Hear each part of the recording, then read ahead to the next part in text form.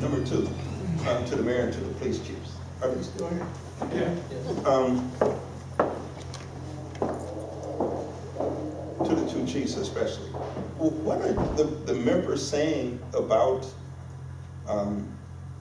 possible reductions in their salary? Do they feel like they're part of everything that's going on, or they're kind of separated from everything that's going on in the city? And I know this kind of sounds like a harsh question, but I'm a union man too, but there are times where everybody has to take a cut, not just part of the city, but everybody. So what's the feeling? The firefighters understand the situation. They're waiting for negotiations to start up again. We're waiting for Mr. Esposito to call in. That's the last report I got from them. I can't, the only thing I can tell you, I sat in at the corrections and dispatch negotiations last time, we had a meeting scheduled for tomorrow. They were supposed to come back to us, and I don't know if I'm supposed to, Mr. McConnell's not here, but I'm not sure what I can talk about. It was discussed in a closed meeting or not. I can tell you that there's negotiation. Let me just say it this way. There are negotiations that are ongoing right now in those meetings regarding the financial status of the city and the union contracts. And I don't, I can't talk out of turn. I don't know what I'm allowed to say or what I'm not. But suffice to say, what I will say is this. All members of the police union, whether it's the dispatchers, the corrections officers, the police department itself, are very understanding of the financial circumstances of the city. The police union contract goes through the end of December 31st, up to 2015. And my understanding of that, and maybe Mr. Montoya, you can correct me if I'm wrong, but negotiations can't start until it's 90 days out. So there is no negotiation with them at this point. In order to do so, there'd have to be some kind of special meeting to open that up. The unions that are able to negotiate right now, which are the corrections and the dispatch, even though, as the mayor pointed out, the dispatch are projected to move to the new dispatch center. Those negotiations are ongoing and things are being presented to them at this point, and I don't know where they'll go. Okay, but yes, the members of the union, the members say, look, we've all seen the cuts that have taken place, the non-union employees, we've seen the things that have occurred to them. I think that they're understanding in terms of the financial status of the city. Oftentimes when you're doing the negotiation status, there's a question as to whether there's a deficit or not. Nobody questions the deficit of the city. There's a report from the auditor that says it's $1.6 million in the hole. So from that standpoint, everybody's cognizant of that fact.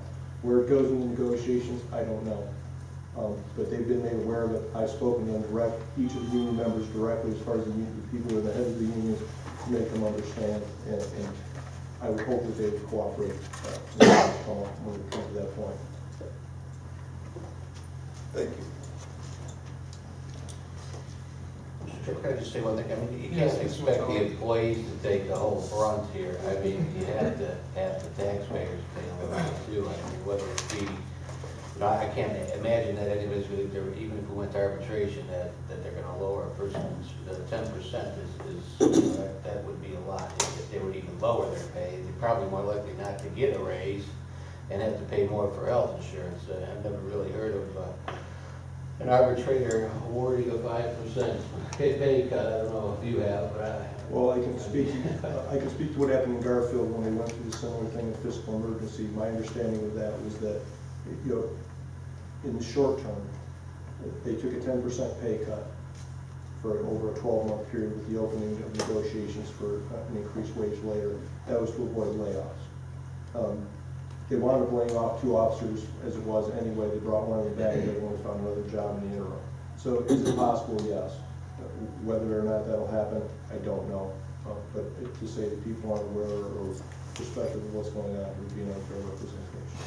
But there's definitely going to have to be a tax cut or a tax increase or a tax something. So you guys have already said no to the 2 of our options. So one more option left is the, lowering the tax credit. I mean, property taxes, you guys don't want to hear about it. You don't want to hear about increasing the income tax. So, I mean, the only other thing we could do is drop the tax credit. And if you're not going to, that's about the, or else put another levy on. I mean, it's not, what do you guys want to do? I mean, you got to make up your minds here.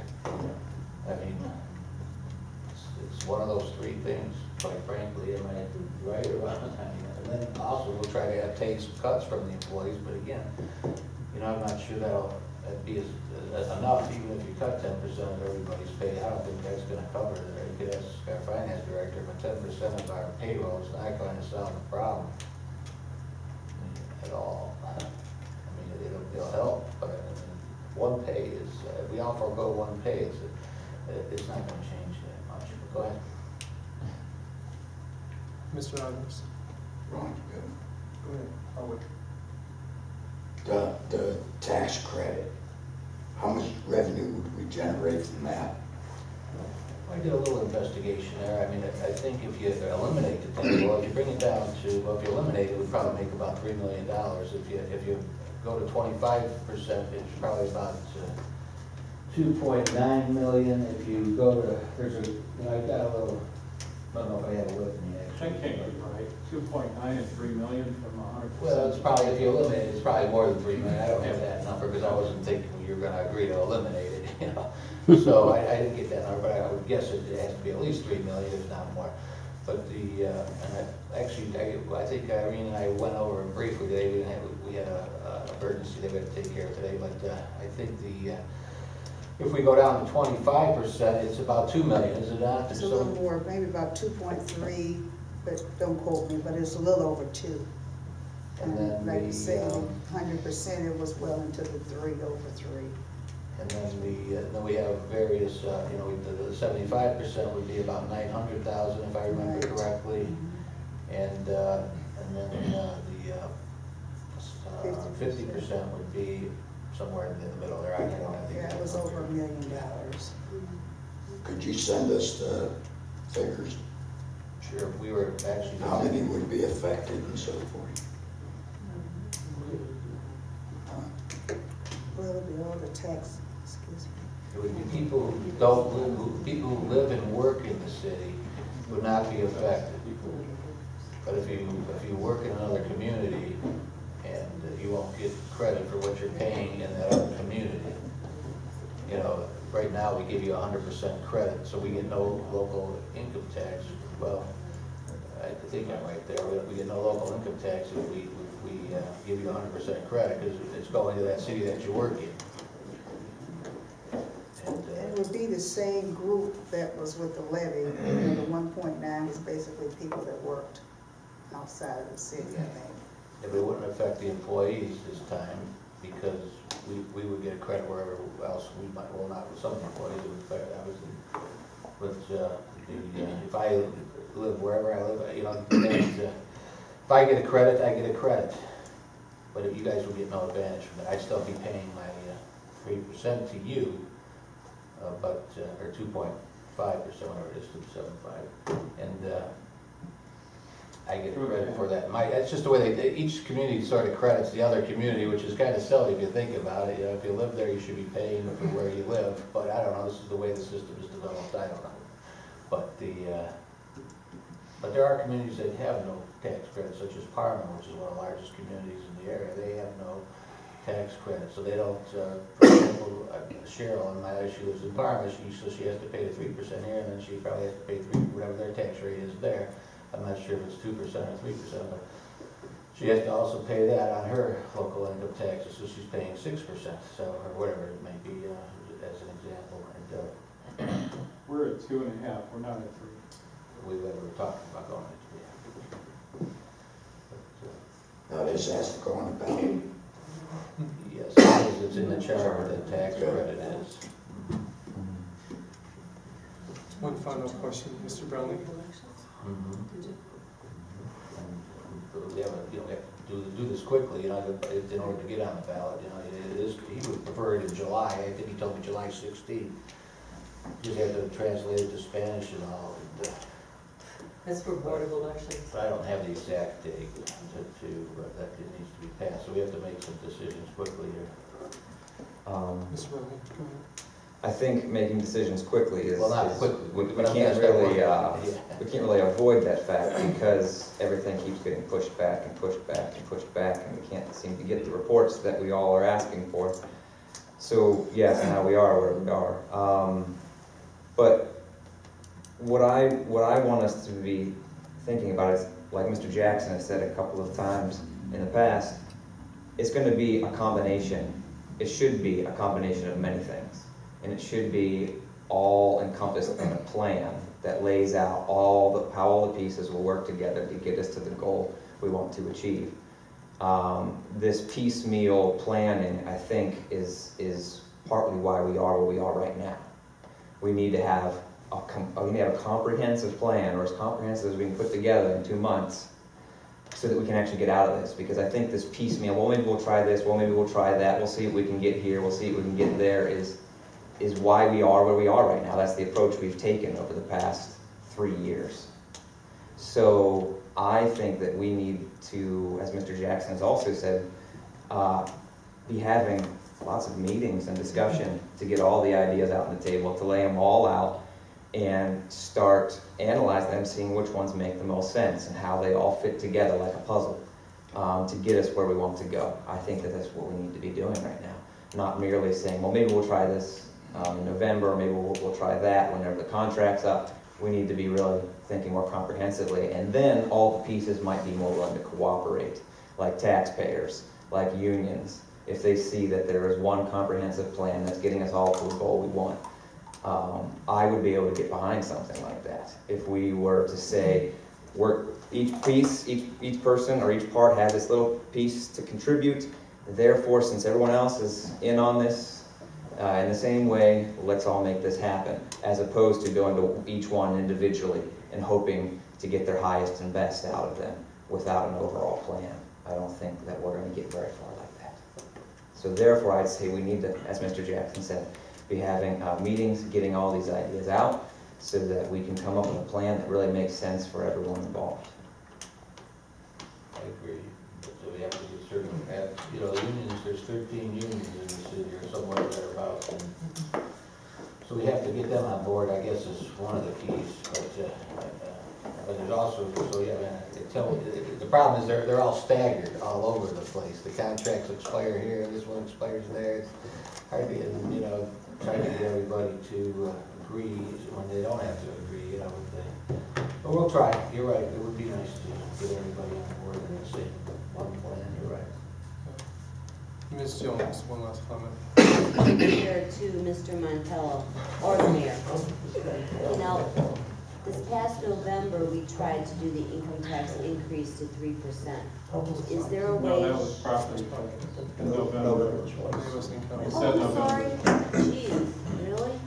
You said November was property. This year is just like not right for me. Seems like it was last year, doesn't it? Is there a way that we could actually compare what we did in May to the elimination of the income tax credit or the reduction of that to see what would generate what? I understand what you're saying. I think in the legislation that we passed for the property tax, the amount was in there, was it not, if I recall correctly? So we could get you that, and then we could also show what the numbers we would have received and had the other piece passed, or the last election. It was 1.9 million. Well, we can show it to you in writing, Well, and and then I so can with show you the what I got from property Rita tax. with the credits, and then. But if each one of these big pieces, let's figure we have a circle with a peace sign, each one of those chunks were about to bring in the same amount of money. And the voters already said no to 2 of the chunks. So, the third chunk is, let's just pretend the circle's in the smaller circle, the bigger circle, which we're in right now, just trying to balance this budget. We still can't forget that we still have outstanding debt from last year. So even if we try to figure out what we're doing, whatever more could come in additionally just to make up for what's going on from last year, we have to do that in order to move forward into even 15, because how could we have to clean house? We have to put the ducks in order because we can't move forward into another year with more additional baggage going into that year. It's already June. Chairman. Yeah, I know. So we have 6 weeks instead, but. Let me respond to you this way. Okay. You heard the finance director tonight tell you that the Rita money that came in was $223,000 less, Right. okay, than what we had anticipated, or this time last year. Now, I've said that the city of Bedford Heights, as a comparison, this time last year is $350,000 less. So, these amounts that are given to us by Rita or by the county change. If people aren't working, they're not gonna pay income taxes. Or if they're working and they're not filing, they're not gonna pay those income taxes. It's the same thing with the property taxes. Right. We know that we have a large, huge, gargantuan rental population here. With the majority of them are not working. And we know the property taxes aren't being paid either. Now, it's only a matter of time before, and you have to consider this, before the schools come into this with some kind of a increase. Because they're coming at some point, you know they are. You know, they have a brand new football stadium and they don't even have enough money to have bathrooms, they're gonna bring in porta potties. I mean, even the media knows about it, because I heard about it the other day from Channel 3, so. This isn't like piecemeal, this isn't, you know, putting more fingers on the leaks or whatever. When we have a shortfall, or when we know we're not getting money that was told to us, promised to us, whatever, then we have to make cuts. That's what we've been doing. We've been doing that for the last 4 years. Because just like Rita did to us, when you find out is when you find out. You don't know a year ahead of time that you're gonna get $200,000 less. You don't know that. It just happens. Surprise, surprise. So, you know, the only way to get ahead of this thing, or get it even close to being balanced, yes, there's gonna be more cuts, there's gonna be more layoffs, and there's gonna be more cuts, but there's also a dire need to raise revenue. Because we can pretty much annihilate everything in this city and just have a city hall and a police department and a fire department and a service department, and that's about it. Because we are into the bone right now with cuts. And pretty soon we're gonna be into the bone marrow with cuts. So, you know, that's probably as blunt as I could put it. We don't get the reassurance or the guarantee from the state or the county that we're gonna have the money that we're asking for, or that we're expecting, or that they're appropriating. If it comes in less, it comes in less. Oh well, deal with it. That's the mentality. So just because we wanted to raise 1.9 million by going from 2.5% to 3% on the income tax, doesn't mean that that was guaranteed and we would have got that 1.9 million. I mean, I personally, Rita, they're all over the place. You know, they you know, things are constantly changing and telling us, giving us answers. I mean, I'm kind of skeptical myself about, some big corporations overpaid, so, you know, my thinking is, my gut feeling is that people aren't working. Unemployment in this area is high. In this area, not just Maple Heights, but the surrounding area is high. I mean, Maple Heights and Bedford Heights back to back, that's just, you can maybe explain one, but two of them back to back like that, that's unemployment. Those are renters, not working. Ride around the cities during the day, tell me what you see. I do it every day. You know what I see? People hanging out, people sitting around, not working. Maple, Garfield, Bedford, Bedford Heights, Warrensville Heights, all over. You see it everywhere, hanging around. So what are we gonna do? Mr. Chairman. Yes, one last comment. One last comment, 6 comments. Last time.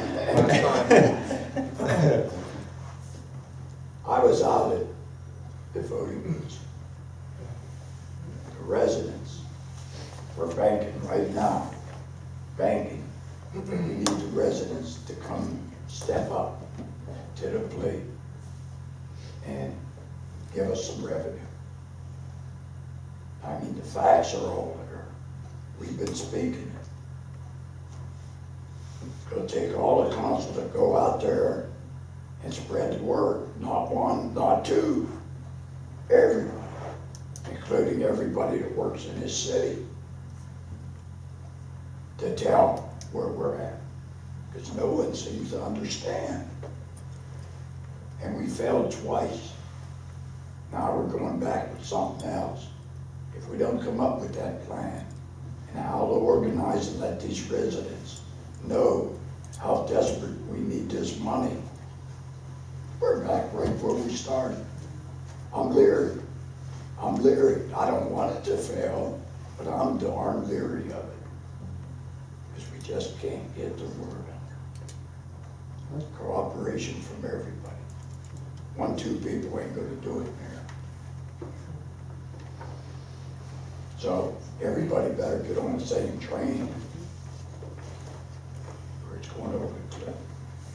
My last words, Richard. Thank you, Mr. Evans. And there you have it, folks. Here's the cards we've been dealt. We have a lot of options and a lot of things that we have to think about. We can either continue to cut costs, hurt our residents and hurt our city, or we could generate revenue. We've heard a lot of information, we've heard a lot of ideas, but the mayor and the council, we as leaders, we have an obligation to fulfill. I think it's time that we come together. We have to have an action plan, as well as a strategy of how we're going to put the action plan together and make good on our words, as well as our actions on restoring the services, as well as the integrity of our government. And it's going to take a lot of hard work, a lot of hard work. It's also going to take a lot of education. We just simply can't go out to our residents and say, oh, well, we're in this situation, you have to educate. So we're going to have a lot of hard work ahead of us. But I think that if we work together as a team, and we have a sound plan, I think we can accomplish that. We have to start someplace. It's now June 2nd. We got to get on the ball. So I appreciate everyone coming out, and thank you. Meeting adjourned at 8:50 or 7:54.